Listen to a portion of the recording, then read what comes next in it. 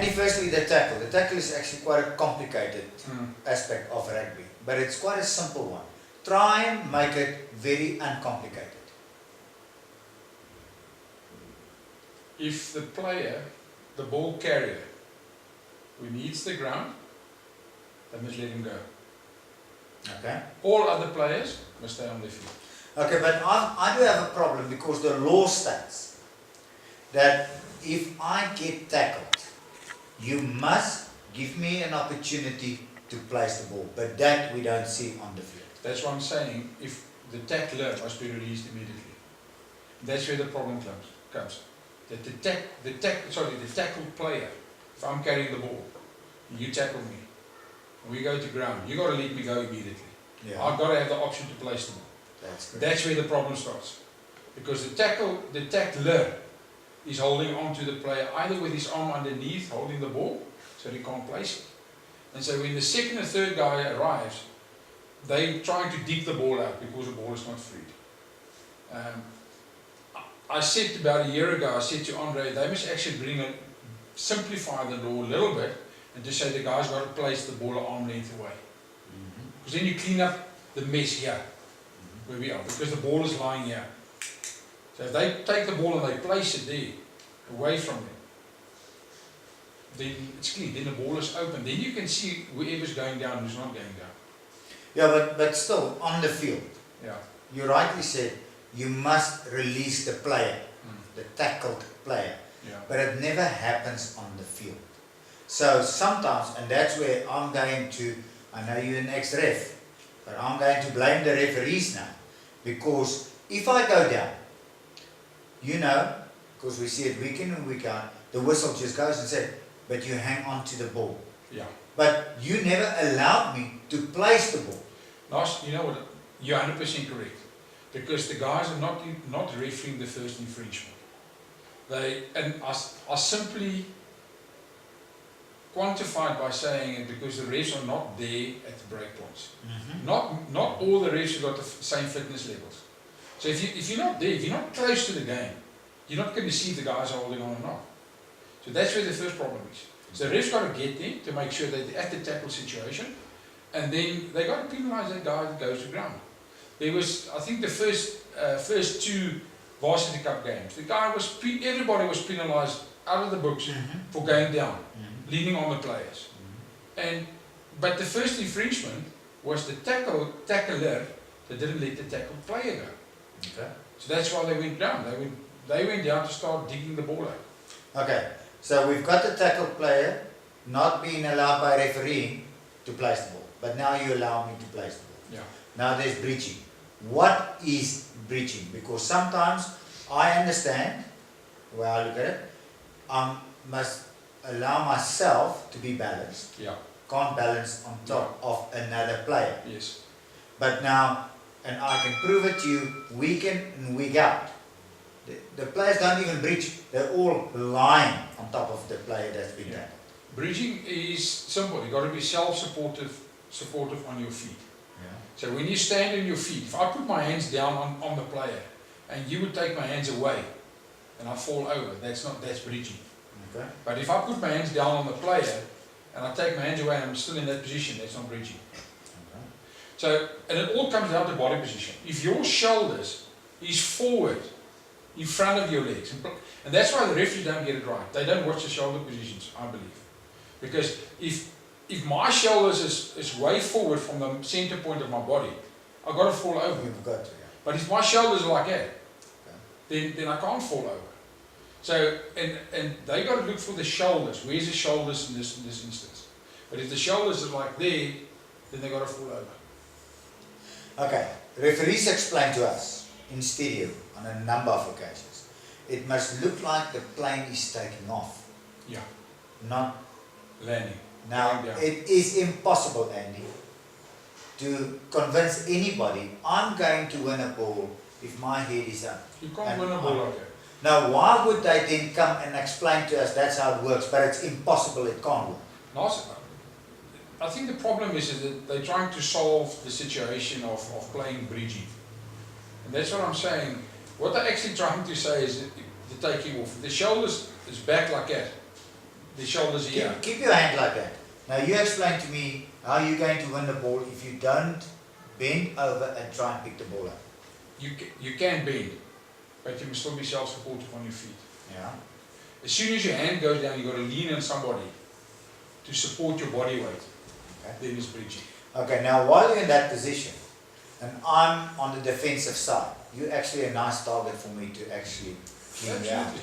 But what also happens many a times is that players, the defending side, will stand back. They won't contest the ball. So players will arrive there, they will call it bridging. They will bridge, there's no contest, and then players get penalised for bridging. I think that's also wrong. Yeah. Voilà. I mean, if there's a contest for the ball and I go down and I bridge to seal the ball off to prevent the opponents to get the ball, I think that's penalisable. Because that's, I don't want to use the word negative play, but that's an action that I as a player take to prevent the ball illegally. Yeah, correct. To recover the ball illegally.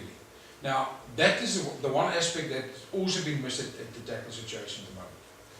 In the Varsity Cup, we've seen a few of those occasions. Players will go in, and also they will drive in a position, I mean, we all know what the rugby drive looks like. Shoulders is forward, and the momentum goes forward. And their feet will hook on the player that's lying, they will fall over. Technically, that's penalising. And he explained to us how we're going to make this uncomplicated and easy for players to understand and easier for referees to actually handle on the field. For about 7-8 years ago, they had experimental laws at Stellenbosch University, where they actually allowed the players to go to ground. So at the tackle situation, if the teams arrive, they can actually go to ground and try and win the ball. It might sound totally different away from the current law situation, but you actually clear out about 6-7 situations which is currently penalisable. You can't simplify it unless the referees are there at the spot. If you're going to keep the current format, you can't simplify unless the referee is right at the spot every time and penalise the first infringement, then the second infringement, then the third infringement. But 90% of the time they penalise the second and third infringement first, sometimes even the third infringement first. So, apart from that, placing the ball away will simplify it. Oh, okay. Will simplify it. Define a tackle for us.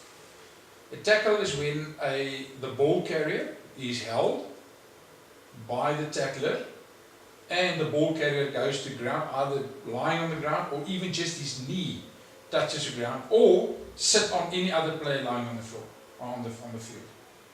Okay, now It's not to be explain. held. Okay. A tap is not a tackle. But I do handle the tap, ankle tap, as a tackle, and I don't understand. No. According to law, that's not a tackle. But you've seen it Yeah. actually happens. Yeah, You've seen players getting tackled, yeah. not held, and then they crawl. One ref gives a penalty, the other one actually allows 3 or 4 meters wide. Yeah.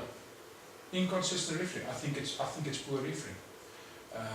It comes back to, and I think they've started in the Super 40 in the warm-up game, 1 or 2 warm-up games. We see the guys were very strict all of a sudden in binding in the scrums this year, and also strict on offside lines at the ruck and mauls. That's all fine if we decide that that's how strict we're going to referee it. Then they've got to keep it for the rest of the season.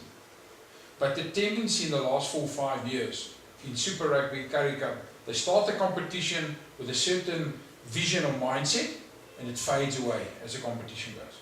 Now they say, oh, the players adapted already. That's not true.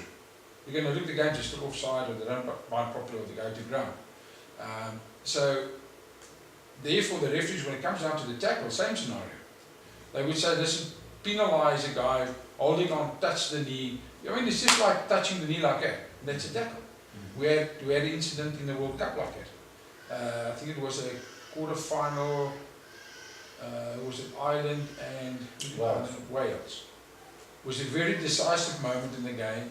The guy grabbed the jersey, Went down, his knee just touches the ground, the referee penalised. Great decision, according to law. But early in the World Cup game, there was 2 or 3 of them where the player actually went down on the ground and got up again. Inconsistency, poor referee. Another interesting aspect, dangerous tackle. What is the Yeah, dangerous tackle? dangerous tackle. Dangerous tackle, anything above the shoulder and up here, up is a dangerous tackle. Yeah. It doesn't deem to be dangerous. The shoulder line determines it's already as dangerous. So if a player is struck here, that's not dangerous. As soon as it's struck here, the shoulder line and up, it's dangerous. Even if a player runs behind a player and he grabs him on the shoulders like that, it's a dangerous tackle because it's above the shoulders. Yeah, but let's be honest now. And you've done enough refereeing to understand what I'm actually asking now. That is not dangerous. Correct. That's why it's just a penalty. You see, and that's why referees are reluctant to use their cards. They should for where it's a real dangerous tackle, where the player safety is in jeopardy. I think they should take out a yellow card. So listen, there was a blatant stiff arm on the neck or behind the head or something. That's a yellow card. But why not a red card? Or a red card. I agree with you.